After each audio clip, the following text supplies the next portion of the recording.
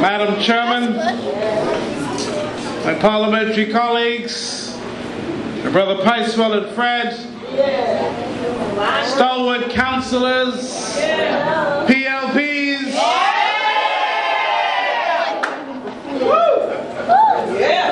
I was so happy on Tuesday night when I watched television. It was shortly after midnight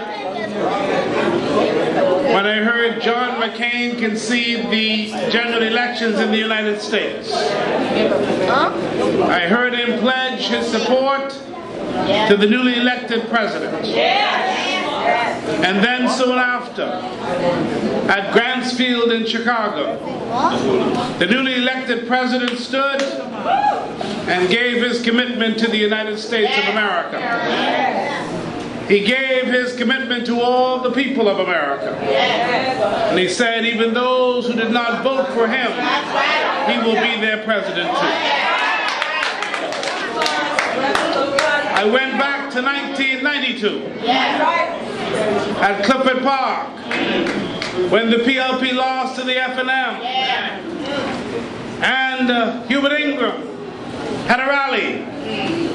And he said, the dog gone, the cat gone, even Pinland gone. I remember that. He talked so badly about our leader and began a process to destroy his reputation. And then in 2002, after they won again, he went back to Clifford Park. And he stood there again and bad-mouthed Bahamians. He said Steve McKinney and another lady had to begin to look for a new job because he was removing them from the Broadcasting Corporation of the Bahamas. There is a difference, and that is why our country has been in this quagmire.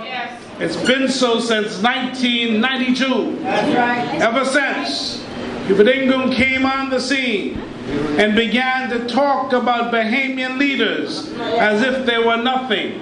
He began to destroy the psyche of Bahamians, to make us believe that we are nothing, we could be nothing, and we could only be criminals and we could only be crooks. And we have seen our country deteriorate. We've seen our people take on an attitude. We've seen crime escalate. We've seen where we can't get along with each other anymore. Because we told the people of the Bahamas, our leaders did, that we are nobody. In 1992, we were going through the same circumstances and situations that we are going through now. And Hubert Ingram said, don't listen to Finlay, don't listen to Adderley. Don't let them tell you that the economy of the United States of America is responsible for the problems that we are facing. Don't let them tell you that we can't solve our own problems. Don't let them tell you that we have to wait for America. I heard Hubert Ingram 2 nights ago, and he said again, we will get better, our economy will, when the United States economy gets better. Well, I went to my files, and I had to find something that Hubert Ingram said back in 1992, and I want to read it to you, because you won't believe it. He said, unemployment is running high. More than 25,000 Bahamians are hopelessly out of work. Over 3,000 persons have lost their jobs in the past year alone, with many more to come. Businesses are closing and scaling down to economic conditions, and some are just fed up. Many Bahamians are nervous, wondering if come Easter, they will still have jobs. The situation is even worse than the Family Islands. The prospects for 1992 will be even graver if we totally are dependent upon the recovery of the United States of America. Same man who said that we destroyed the economy. But the history for us will tell us that over the last year, the F&M have destroyed this economy. The F&M destroyed this economy by their policies and their programs, all that were anti-Bahamian and against the growth and development of this country. We have seen it. We've seen the Honourable meddling. We've seen the minister praying. We've seen tourism departing. We've seen no housing. We've seen the dissing of teachers. We've seen crime soaring, the health conditions worsening. We've seen the economy faltering, and we've seen the F&M totally failing the Bahamian people. That is what we've seen in the last year and a half. And no one can tell me that the F&M has a plan for this country.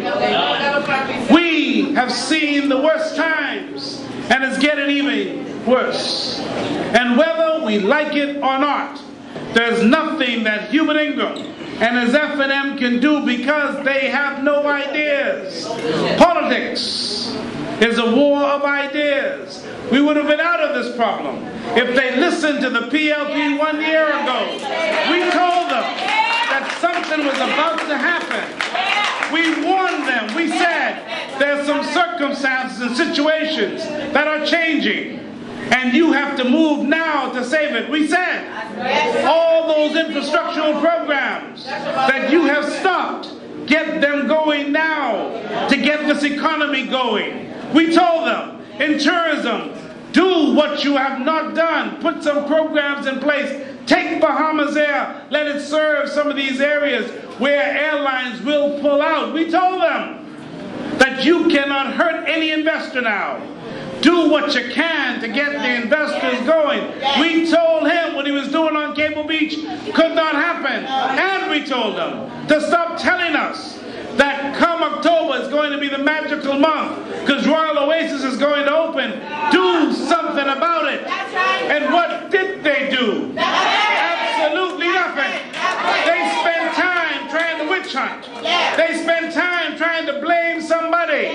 They spent time trying to make the PLP leaders criminals. That's all they did. That's been a consistent program ever since 1992. And all PLPs must pay attention.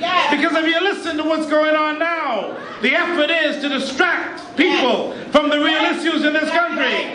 If you get people talking about some problems that have nothing to do with this economy, then you don't focus on the fact that the F&M have not been governing this Commonwealth of the Bahamas. They have been abusing the power that they have to govern our affairs. And we should not be accepting what they have been doing. How can we possibly in Grand Bahama believe that you have ministers, and you remember when they were appointed, Grand Bahama, I'm going to take care of you because it's F&M country. I'm giving you 3 ministers. Gave them Ken Russell. Gave them Nico Grant and Chivago Lang. Took Kay Smith, put her in the Prime Minister's office.